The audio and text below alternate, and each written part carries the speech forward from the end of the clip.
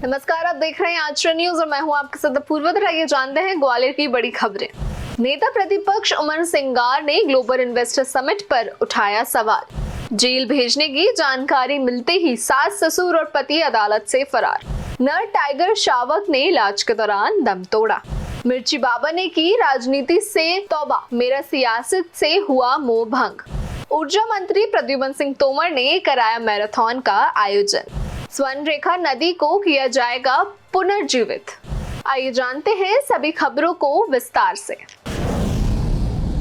नेता प्रतिपक्ष उमंग सिंगार ने ग्लोबल इन्वेस्टर समिट पर उठाया सवाल। सीएम समीक्षा करें, उद्योग क्यों नहीं आ रहा। कभी बीजेपी मध्य प्रदेश को बीमारू राज्य बनाने के लिए कांग्रेस को कोसती थी और अब कांग्रेस मध्य प्रदेश को बीमारू राज्य बनाने के लिए भाजपा और उसकी सरकारों को जिम्मेदार ठहरा रही है।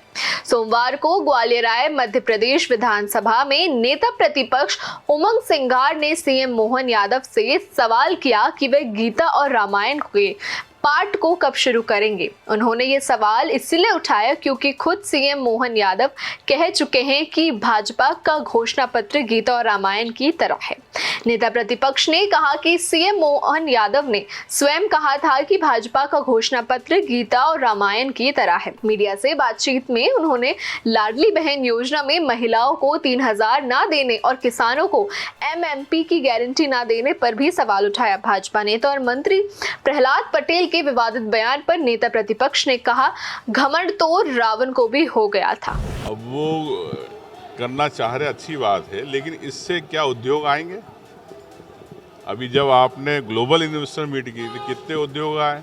सरकारी हुक्म का 60% 70% तो वो है। और जो उद्योग आते हैं, उद्योगपति भी वो ज़मीनें ले लेते हैं, कई सालों तक ज़मीनें ऐसी पड़ी रहती। क्या उन पे उद्योग लगे? मुख्यमंत्री जी समीक्षा करें।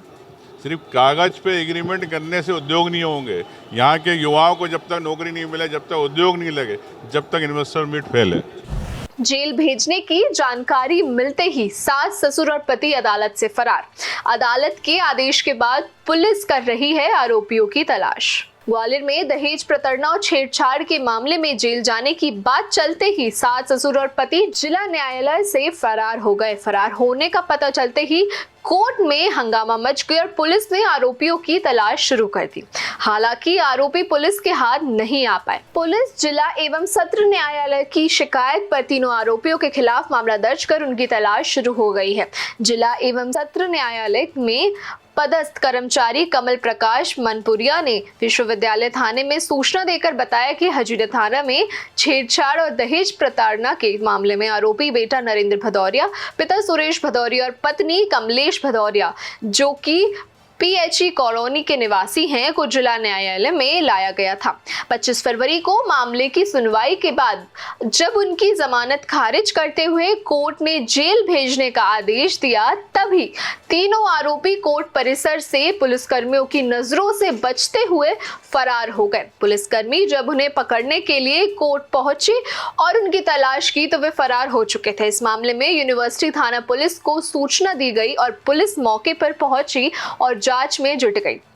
दरअसल 6 महीने पहले पीड़िता ने हजीरा थाना में शिकायत दर्ज कराई थी कि उसके ससुर सुरेश ने छेड़छाड़ की और जब बहू ने विरोध किया तो उसकी सास कमलेश और पति नरेंद्र ने उसे इतना पीटा कि उसे कई दिनों तक आईसीयू में भर्ती रहना पड़ा। मेडिकल रिपोर्ट के आधार पर पुलिस ने हजीरा थाना में सास ससुर और पति के खिलाफ मामला दर्ज किया है, जिसकी सुनवाई जिला एवं सत्र न्यायालय में हो रही थी।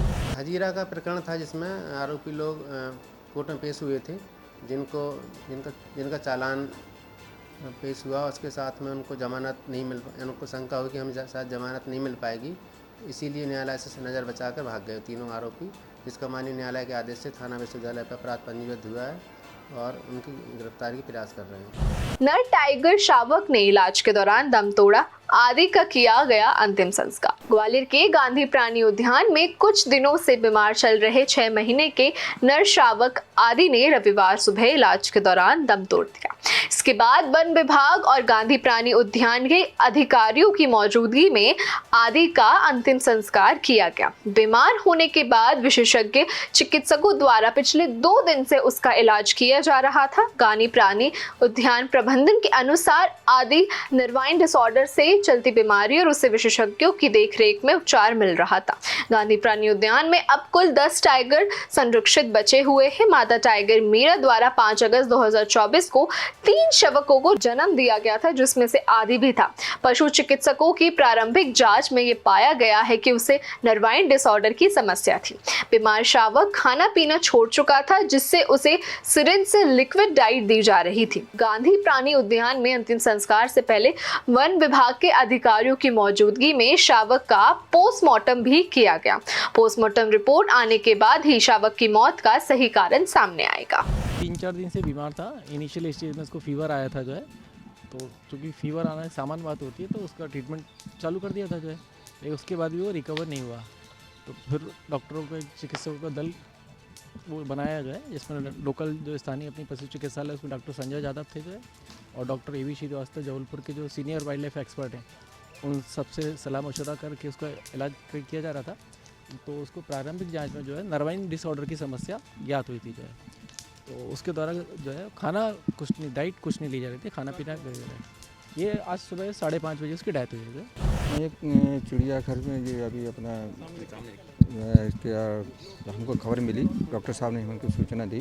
सूचना के आधार पर हम लोग यहाँ आए, आके देखा, उसका पोस्टमार्टम हुआ। पोस्टमार्टम होने के बाद में सब पूरा का पूरा उसको संपूर्ण अंगों सहित उसको अंतिम संस्कार चला दिया। बीमारी के लिए डॉक्टर साहब बताएंगे। डॉक्टर साहब ने अभी इनको पूरी वो पोस्टमार्टम करने के बाद में इसका जो आंतरिक अंग है ना, वो फॉरेंसिक लैब के लिए भेजे हुए हैं, जैसी रिपोर्ट आती है।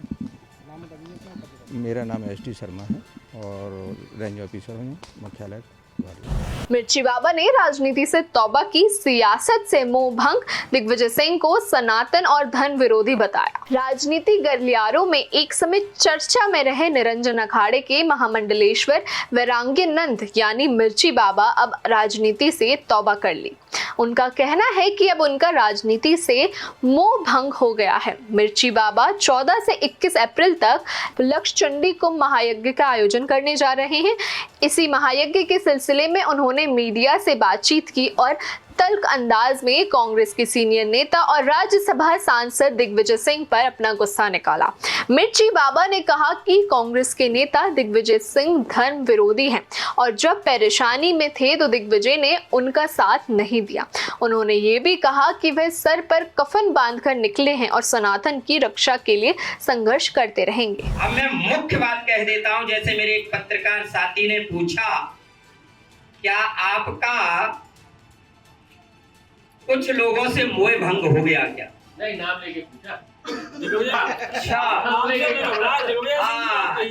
ये कहा क्या दिग्विजय सिंह से मोह भंग हो गया? बहुत अच्छी बात कही, बहुत अच्छी बात। और आपकी कलम से लिखना चाहिए, नहीं तो मैं कहूंगा कि पत्रकार की कलम में दम नहीं है। मैंने भारतवर्ष में वो सन्यासी था जो कफन बांध करके लड़ाई लड़ी। मेरे ऊपर झूठे केस लादे गए, मैं रोया नहीं, क्योंकि मैंने रोना सीखा नहीं और मैं रोता भी नहीं हूं। तो आज मैं मीडिया से पहले कहना चाहता हूं कि आप पहले अपने आप का बदलाव करिए कि मैं कल भी निरंजनी अखाड़े का महामंडलेश्वर था, आज भी निरंजनी अखाड़े का महामंडलेश्वर हूं और आगे भी मैं पंचायती निरंजनी अखाड़े का महामंडलेश्वर रहूंगा। गाय के समुद्र की मैं लड़ाई लड़ता रहा। जब मैं किसी आपदाओं से पार हुआ तो उस वक्त जिनका आप नाम ले रहे हो लोग डरते हैं, मैं डरता नहीं हूं। जिनको पूरे भारतवर्ष में राजा के नाम से जाना जाता है, एक बड़ी खुशी की बात है। लेकिन ऐसा कुछ भी नहीं हुआ कि जब मुझे बाइज्जत बरी किया गया तो इन सभी लोगों को बोलना चाहिए था, लेकिन इन सभी के मुंह में फना ठुक गया, इसलिए धर्म विरोधी है। विषय यहां खत्म हुआ।